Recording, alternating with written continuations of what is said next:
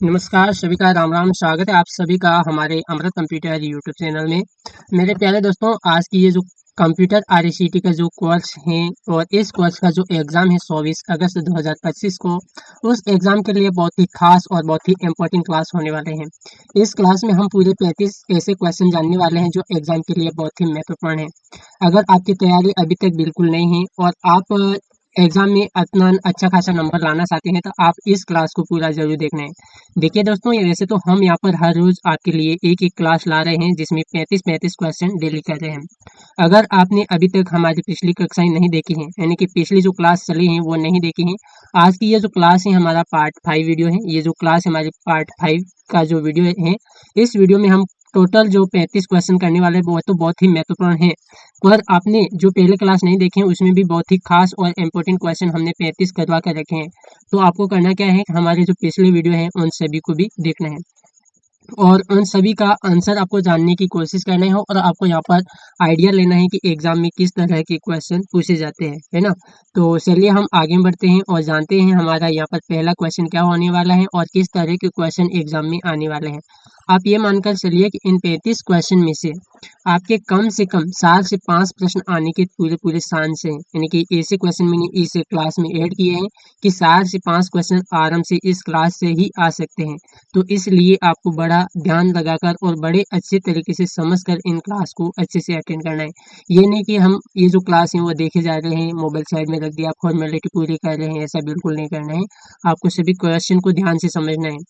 तो चलिए हम अपनी जो क्लास को स्टार्ट करते हैं। यहाँ पर ज़्यादा टाइम नहीं करते हैं क्योंकि हमें पूरे 35 क्वेश्चन करने हैं। तो हमारी यहाँ पर क्लास स्टार्ट, ये आरईसीटी कंप्यूटर कोर्स का जो एग्ज़ाम 24 अगस्त 2025 को होने वाले एग्ज़ाम के लिए क्लास है, पार्ट 5 वीडियो है।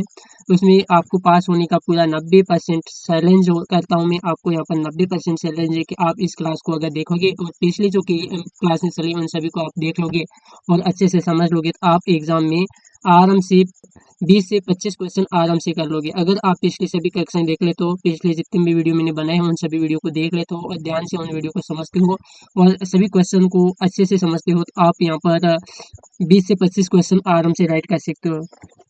तो ये जो कक्षा है बहुत ही महत्वपूर्ण होने वाली है। चलिए हम स्टार्ट करते हैं हमारे पहले क्वेश्चन को। देखिए मेरे प्यारे दोस्तों, यहाँ पर क्वेश्चन नंबर फर्स्ट है हमारा।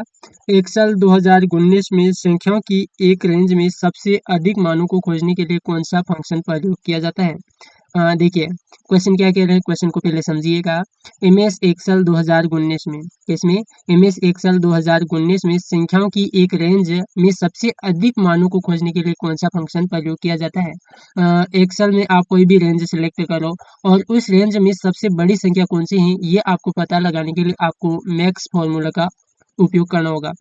मैक्स फॉर्मूले की मदद से आप किसी भी रेंज में सबसे जो बड़ी संख्या है उसका पता आराम से लगा सकते हो। तो यहाँ पर इसका करेक्ट और सही आंसर है ऑप्शन सी, मैक्स फॉर्मूला। ठीक है। उम्मीद है कि आपको अच्छे से क्लास समझ में आ गई होगी और अच्छे से क्वेश्चन को समझ पाए होंगे। अगर आपको ये क्वेश्चन अभी भी समझ में नहीं आया है तो आप हमें कमेंट करिए। अभी तक हमारे पास टाइम है, काफ़ी सारा टाइम है। 24 अगस्त को एग्जाम होने वाला है और इस 24 अगस्त से पहले पहले आपको मैं यहाँ पर सारा प्रैक्टिकल भी करवा सकता हूँ, अगर आप बोलो तो। कि आपको बताना है कि सर हमें प्रैक्टिकल करके दिखाइए कि हम किसी रेंज में सबसे अधिक मान कैसे निकाल सकते हैं। अगर आप बोलोगे तो मैं आपके लिए ज़रूर करूँगा। ठीक है। तो आपको क्या करना है, एक प्यारा सा कमेंट करना है और आपको साथ में ये जो क्वेश्चन आप देख रहे हैं 35 क्वेश्चन पूरे आप पढ़ेंगे। इन 35 क्वेश्चन में से आपके कितने क्वेश्चन राइट हो रहे हैं और साथ साथ में आपको इन सभी क्वेश्चन का आंसर देते जाने हैं। आपको जो भी क्वेश्चन का आंसर आता है, आपको क्या करना है, क्वेश्चन आते ही तुरंत क्वेश्चन को पढ़कर आंसर देना है क्वेश्चन नंबर के साथ और लास्ट में आपको बताना है कि हमारे इतने क्वेश्चन राइट हो रहे हैं। ये आपको काम कर लेना है। और अगर आप हमारे चैनल पर बिल्कुल नए हो और चैनल को अभी तक सब्सक्राइब नहीं किया है, चैनल को सब्सक्राइब भी करके रखना है। तो यहाँ पर अच्छे से समझ में आ गया होगा। हम पढ़ते हैं अगले क्वेश्चन की ओर।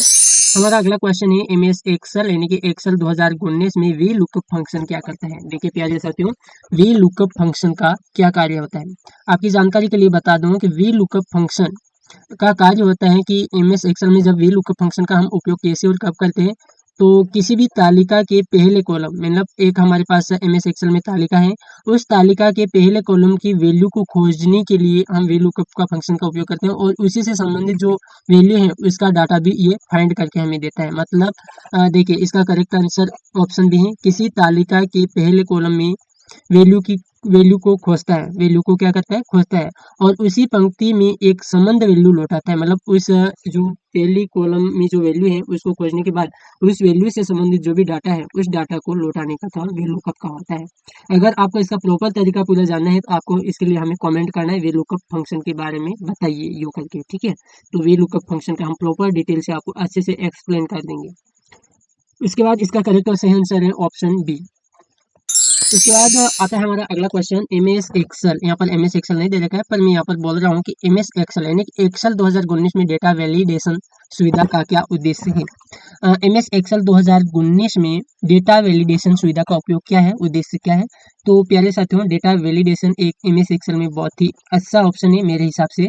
अब इससे क्या कर सकते हैं, देखिए MS एक्सेल में जब भी हम डाटा एंट्री करते हैं और डाटा एंट्री में हम कोई ना कोई डेटा लिखते हैं, और डेटा लिखते समय अगर हम डेटा वैलिडेशन सुविधा का उपयोग करके उसमें कुछ लिमिट डाल देते हैं तो वो वही काम हम उस सीट में कर पाते हैं। जैसे एक एग्जांपल है, जैसे MS एक्सेल में हम कोई मोबाइल नंबर टाइप कर रहे हैं। अब मोबाइल नंबर में कितने अंक होते हैं, अधिक से अधिक 10 अंक होते हैं, और 10 से कम होते नहीं। तो हम क्या करेंगे, MS एक्सेल के जिस कॉलम में हम मोबाइल नंबर लिखना चाहते हैं उस कॉलम में एक लिमिट डालेंगे कि हम इसमें मोबाइल नंबर टाइप करेंगे और इसमें अंक टाइप करेंगे। मतलब क्या करेंगे, हम अंक, मोबाइल नंबर क्या होते हैं, अंक होते हैं, तो उसमें अंक ही टाइप होंगे। इसके साथ ही आप अधिक से अधिक कितने अंक टाइप कर सकते हैं, 10। 10 से कम करेंगे तो आपको एरर आ जाएगा, और 10 से अधिक कर देंगे तो फिर आपको एरर देखने को मिलेगा। ऐसी कंडीशन हम डाल देंगे।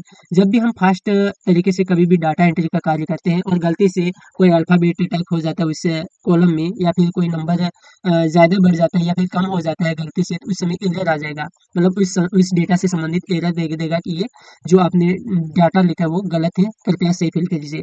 तो कुछ इस तरह से हम डेटा वैलिडेशन का उपयोग करके उसमें एक कंडीशन लगा सकते हैं, एक लिमिट लगा सकते हैं, जिससे हमें प्रॉपर तरीके से हमारा डाटा फिट हो।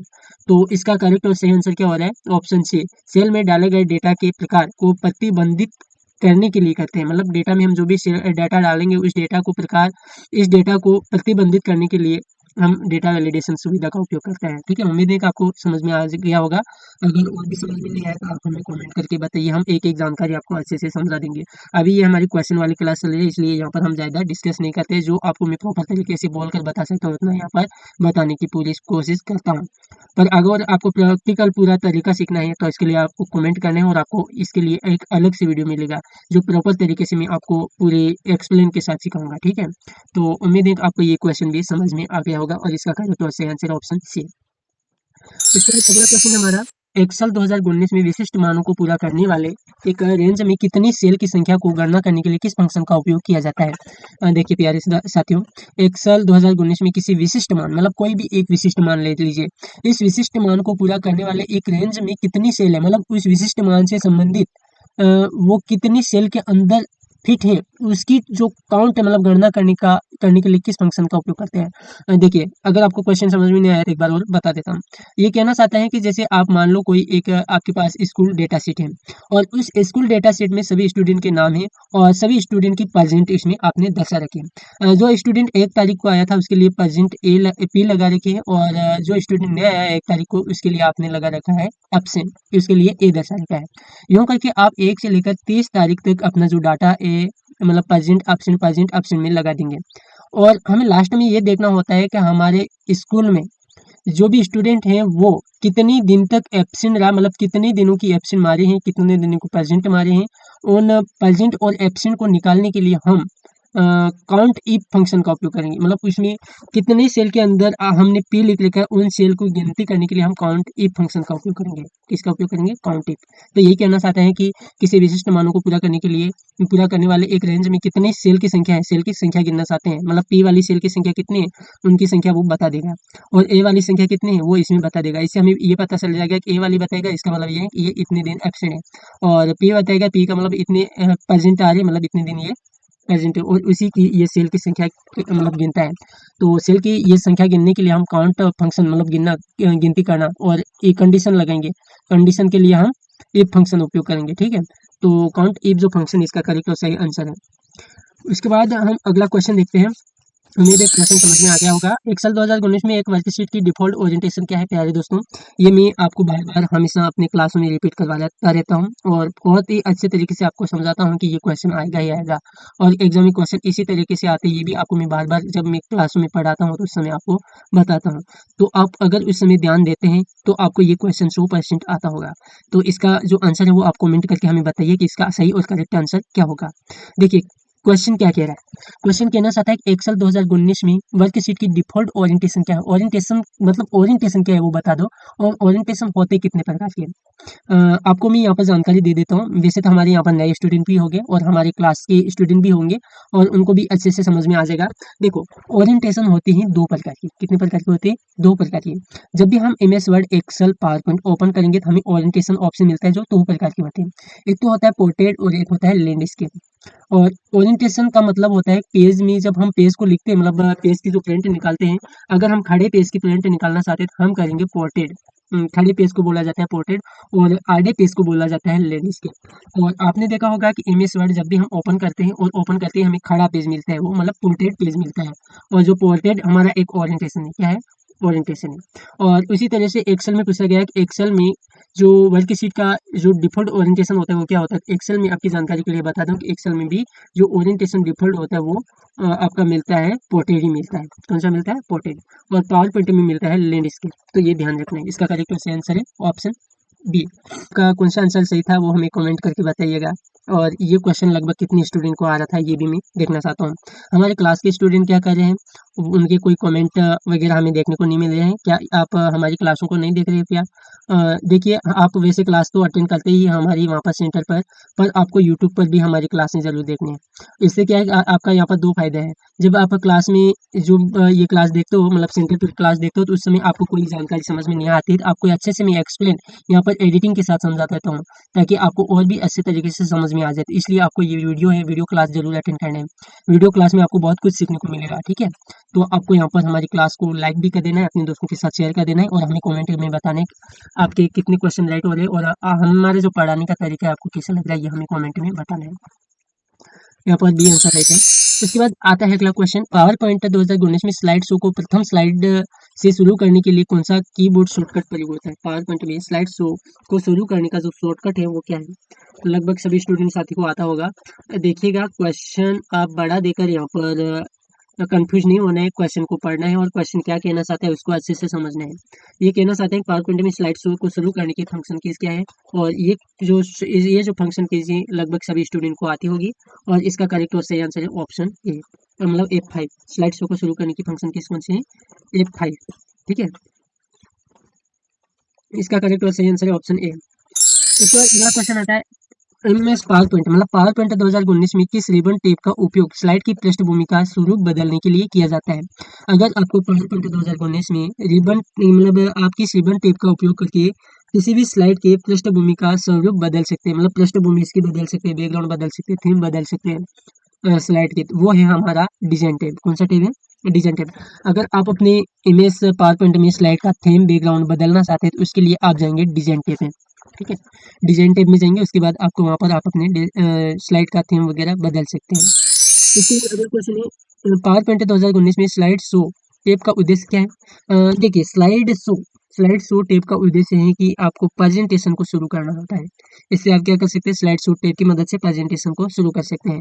और यहाँ पर करेक्ट और सही आंसर है प्रेजेंटेशन दर्शकों के लिए सेट करने का लिए होता है। प्रेजेंटेशन को जो दर्शक होते हैं इसके लिए सेट करने के लिए हम स्लाइड शो टैब का उपयोग करेंगे, ठीक है? तो इसके लिए ये हमारा इस क्वेश्चन का आंसर सही है ऑप्शन सी। उसके बाद आता है अगला क्वेश्चन साइबर सुरक्षा के संदर्भ में फिशिंग शब्द का मतलब क्या है? साइबर सुरक्षा के संदर्भ में फिशिंग शब्द का मतलब होता है देखिए फिशिंग जब भी शब्द आता है तो ये आप यूँ समझना है कि हमारे कंप्यूटर के लिए ये एक तरह से हानि पहुंचाने वाला शब्द आ रहा है। क्या आ रहा है? हानि मतलब धोखाधड़ी से संबंधित। धोखाधड़ी एवं संवेदनशील जानकारी के लिए ईमेल या संदेश व्यक्ति को भेजना फिशिंग कहलाता है।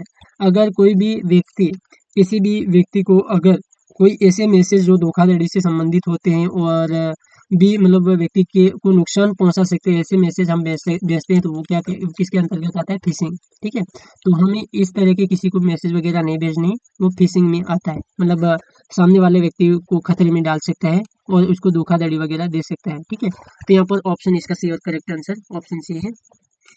इसके बाद अगला क्वेश्चन आता है, भारत में निम्नलिखित किस अधिनियम का उद्देश्य विशेष रूप से कंप्यूटर प्रोग्राम की अवैध प्रतियों के नियंत्रण और विनियमन को नियंत्रित करना है, और विनियमन को नियंत्रित करना है, तो वह है भारतीय कॉपीराइट अधिनियम 1957। इसका करेक्ट और सही आंसर ऑप्शन बी। ठीक है, अब हम बात करते हैं हमारे अगले क्वेश्चन की ओर। अगले क्वेश्चन की ओर जाने से पहले हमें आपको कमेंट में ये बताना है कि आपको क्लास कैसी लग रही है। क्लास में सभी क्वेश्चन बताए जा रहे हैं, वो समझ में आ रहे हैं या फिर नहीं आ रहे हैं। और ये जो क्वेश्चन है ऐसे होने वाले हैं जो RSAT एग्जाम के लिए बहुत ही महत्वपूर्ण होने वाले हैं। आप एग्जाम पेपर में मिला लीजिएगा कि आपकी एग्जाम पेपर में कितनी क्वेश्चन राइट हो रहे हैं। ठीक है, और कितनी क्वेश्चन हमारे पेपर से, हमारे द्वारा पढ़ाई गई क्लास से आते हैं। मैं आपको भरोसा दिलाता हूँ कि अभी तक आप जो क्लास क्लास मतलब अभी तक हमारी सारी क्लास पहले जो चल चुकी हैं उन क्लासों को अच्छे से देखेंगे, और आप इस क्लास को भी अच्छे से देखेंगे और आने वाली सभी क्लासों को अच्छे से देखकर समझेंगे, तो आपके एग्जाम में 90% बनने से कोई नहीं रोक सकता है। 90%।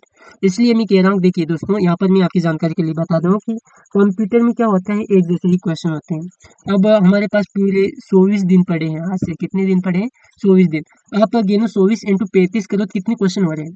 24 इंटू 35 करेंगे तो कितने हो रहे हैं, बहुत सारे क्वेश्चन हो रहे हैं, बहुत सारे क्वेश्चन हो रहे हैं। अगर आप इन सभी क्वेश्चन को ध्यान से पढ़ोगे और समझोगे तो हमारी क्लास से तो आने ही आने क्वेश्चन, बाहर कहाँ से जाएंगे, बाहर तो क्वेश्चन बनता ही नहीं। मतलब पूरी किताब में नहीं होंगे इतने क्वेश्चन, तो बार बार रिपीट क्वेश्चन आएंगे, आपको बार बार रिपीट क्वेश्चन पढ़ने को मिलेंगे। इससे क्या होगा कि आपको याद हो जाएंगे। तो इसलिए आपको हमारी पूरी क्लासें अटेंड करनी है, और हमारी क्लास से एक भी क्वेश्चन बाहर नहीं जाएगा, ये मैं आपको दावा करता हूँ। ठीक है, ये हमारा यहाँ पर क्वेश्चन है। अब आगे हम बढ़ते हैं।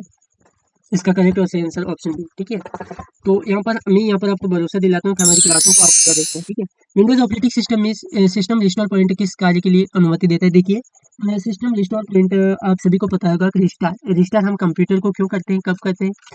रिस्टार हम अपने कंप्यूटर, जब कंप्यूटर में कोई प्रॉब्लम वगैरह आ जाती है, नेट वगैरह स्लो चलता है या फिर हैंग वगैरह हो रहा है, तो इस समय हम क्या करेंगे, अपने कंप्यूटर को रिस्टार करेंगे। रिस्टार से क्या होगा कि हमारे जो पहले कंप्यूटर पहले जैसा था वैसा क्या वैसा वापस हो जाएगा। मतलब पिछली स्थिति में वापस ले जाने के लिए हम कंप्यूटर को रिस्टार करते हैं। तो यहाँ पर ऑप्शन है, सिस्टम को पिछली स्थिति में वापस ले जाएं अगर कोई समस्या या त्रुटि होती है तो। ठीक है, अगर हमारे कंप्यूटर में, मोबाइल में कोई त्रुटि वगैरह आ रहे हैं, कोई दिक्कत वगैरह आ रही है, तो हमें क्या करना है, कंप्यूटर को रिस्टार करना है। रिस्टार करने से ये होगा कि वर्तमान में जो भी प्रोग्राम बिना काम के चल रहे हैं वो ऑटोमेटिकली बंद हो जाएंगे।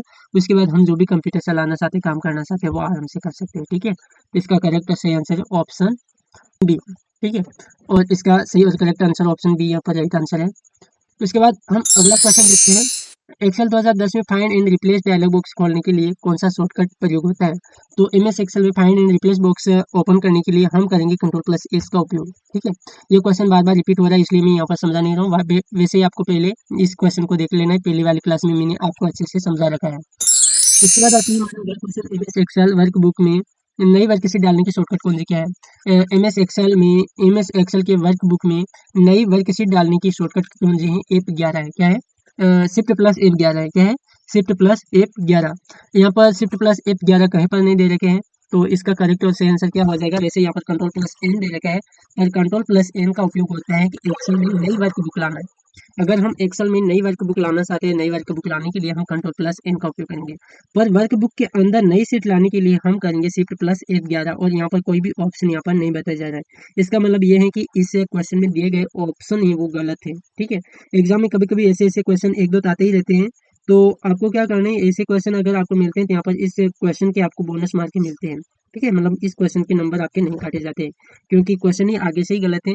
तो इसका आपको आंसर ध्यान में रखना है कि MS एक्सेल में नई वर्कशीट डालने की जो शॉर्टकट कौन सी है, वो Shift+F11 है। क्या है, Shift+F11 है। इसका करेक्ट और सही आंसर ऑप्शन, यहाँ पर कोई नहीं दे रखा है, Shift+F11 है। और नोट, यहाँ पर Ctrl+N जो है वो नई वर्कबुक खोलता है, ना कि वर्कशीट।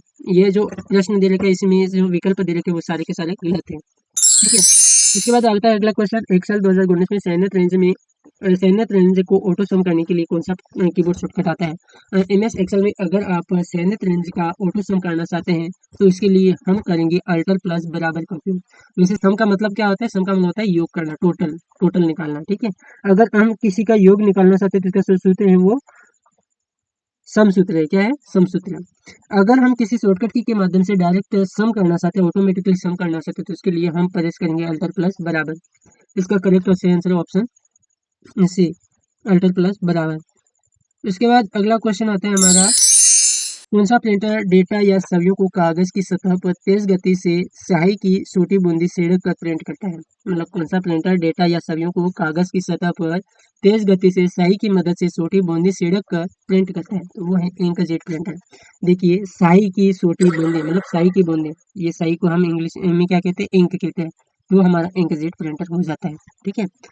उसके बाद इसका करेक्ट सही आंसर ऑप्शन ए है। इसके बाद अगला क्वेश्चन आता है, माइक्रोसॉफ्ट पावर पॉइंट 2019 में एनिमेशन टैब में निम्नलिखित नियंत्रण समूह हैं। एम एस पावर पॉइंट में आप जब भी M S PowerPoint open करेंगे और एम एस पावर पॉइंट 2019 में एनिमेशन टैब में कई सारे विकल्प, कई सारे ग्रुप होते हैं और इनमें एक प्रीव्यू ग्रुप होता है, एनिमेशन ग्रुप होता है, समय ग्रुप होता है।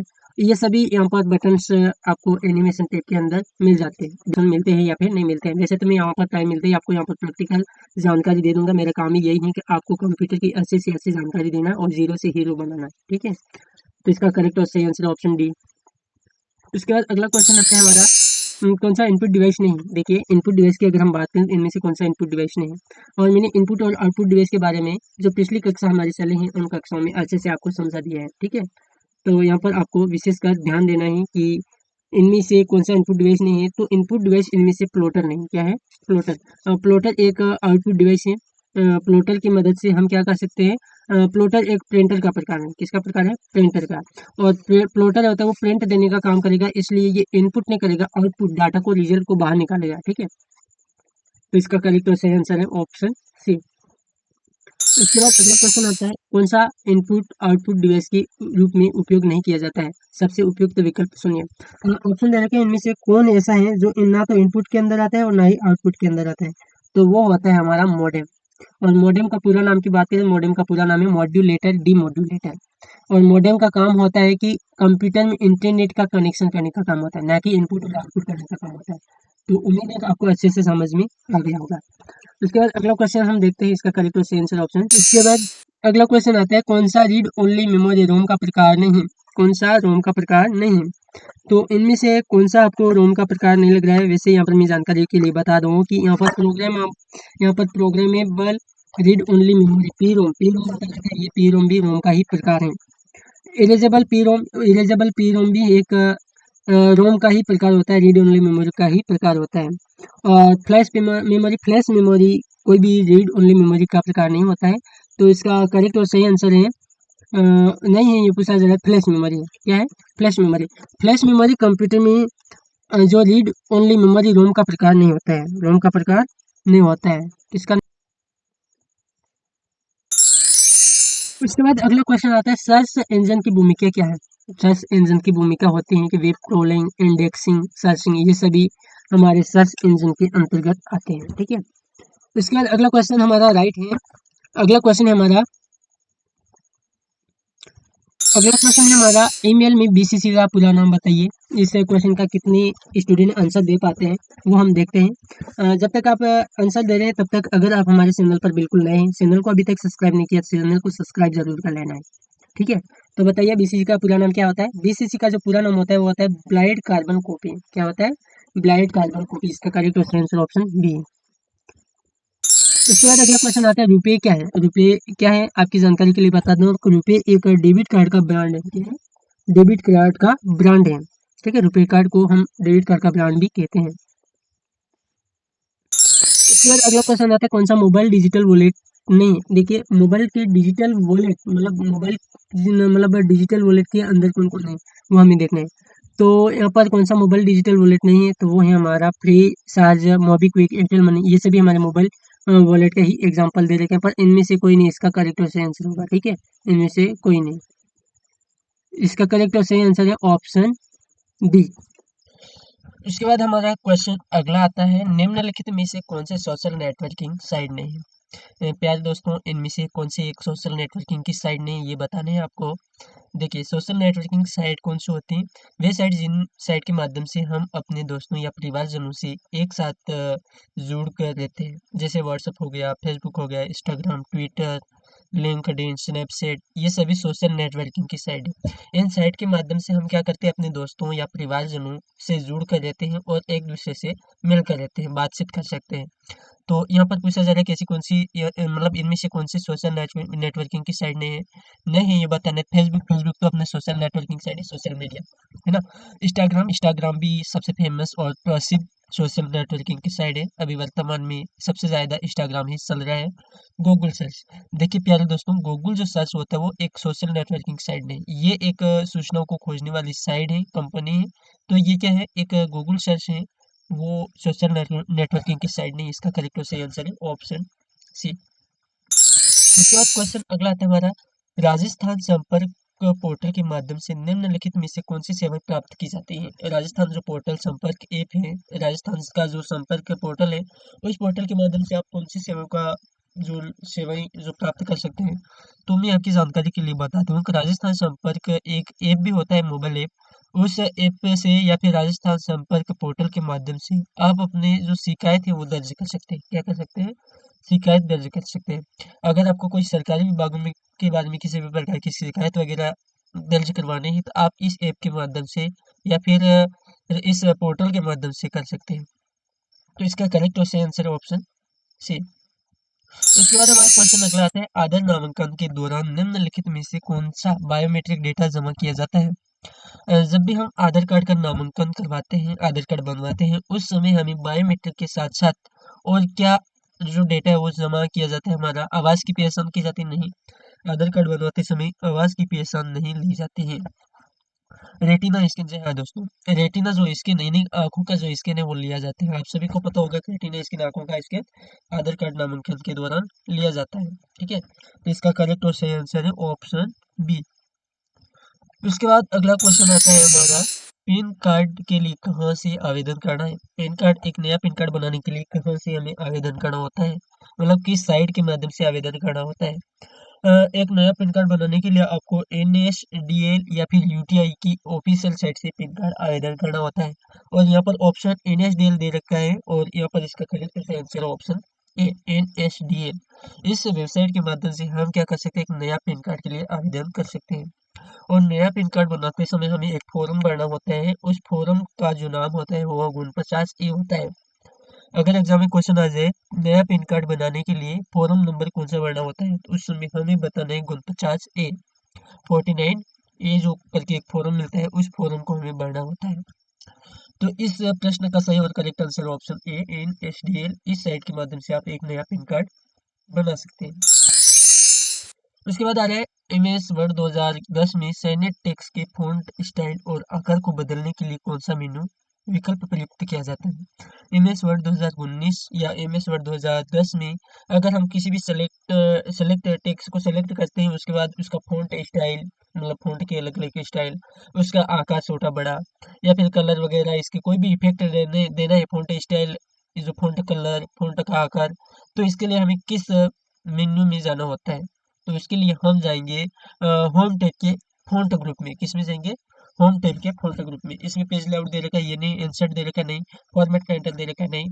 फ़ॉन्ट फ़ॉन्ट जो ग्रुप है, होम टैब का एक फ़ॉन्ट ग्रुप है, उस फ़ॉन्ट ग्रुप में हमें जाना होता है। वहीं से आप अपने फ़ॉन्ट की स्टाइल बदल सकते हैं, एक से बढ़कर एक स्टाइल वहाँ पर मिल जाती है और कलर बदल सकते हैं, उसका आकार बदल सकते हैं। ये सब काम आप सेनेट टेक्स्ट के ऊपर ये होम टैब के फ़ॉन्ट ग्रुप से कर सकते हो। ठीक है? तो इसका करेक्ट और सही आंसर ऑप्शन से। अगर आपको इसके बारे में, एमएस वर्ड के बारे में और भी अधिक जानकारी चाहिए, आपको सीरियल से पूरा टॉपिक चाहिए, एमएस वर्ड की प्रॉपर क्लास चाहिए, तो आप हमें कमेंट करके बताइए। हम आपके लिए सभी क्लासें लेकर आने वाले हैं। जल्दी ही आपको इसी यूट्यूब चैनल पर सभी क्लासें मिल जाएगी। यहाँ पर आपको टॉप में दिखाई दे रहा होगा, कंप्यूटर की पूरी जानकारी पाने के लिए हमारे जो यूट्यूब चैनल अमृत कंप्यूटर को अभी सब्सक्राइब करें।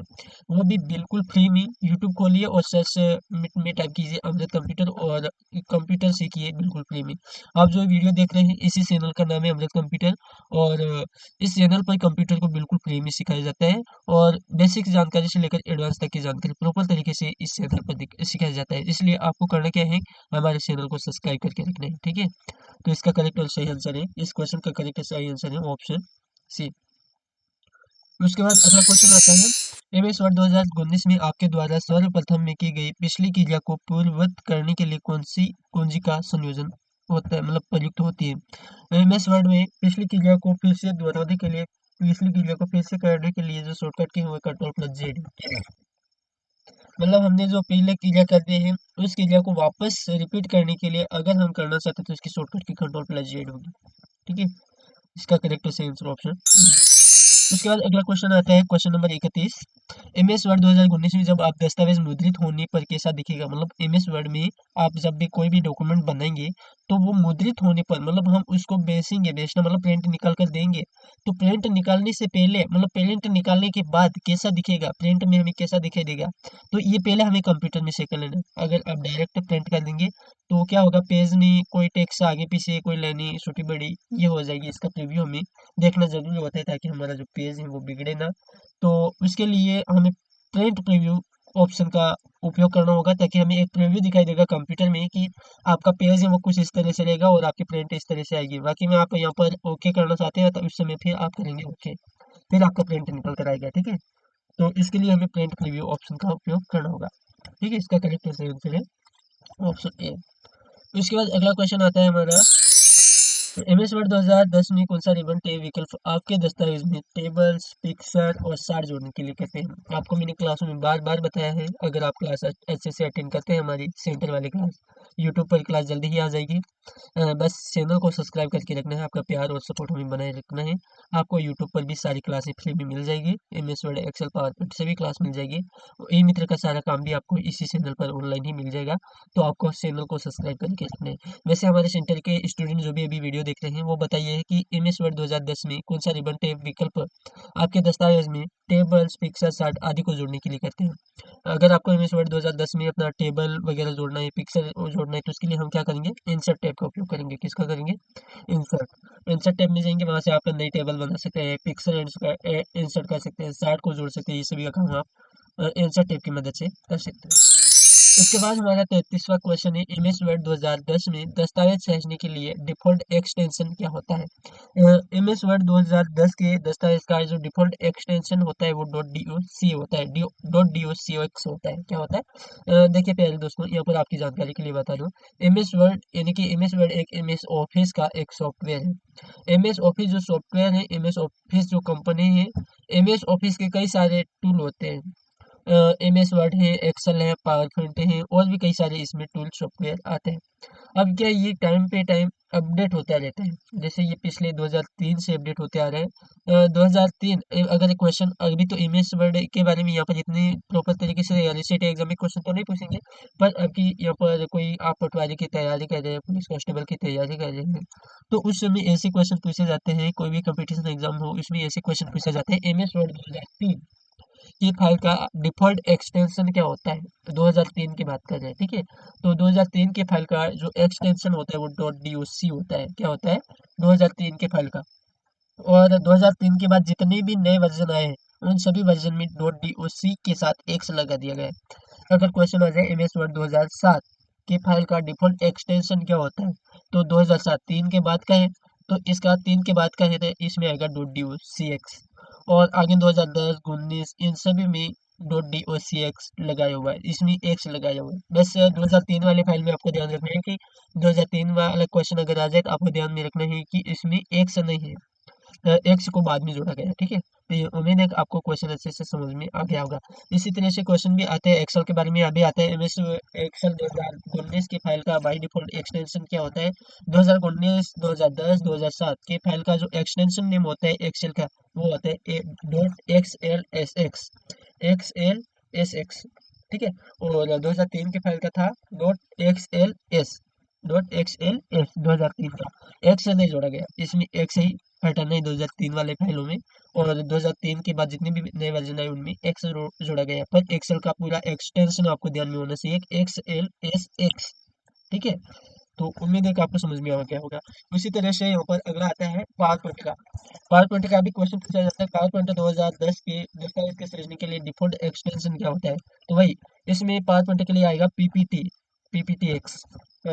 2003 के फाइल का बाय डिफॉल्ट एक्सटेंशन होता है पीपीटी, पीपीटी। और 2003 के बाद जितनी भी फाइलें आई उसमें एक्स जोड़ा गया है, पीपीटीएक्स।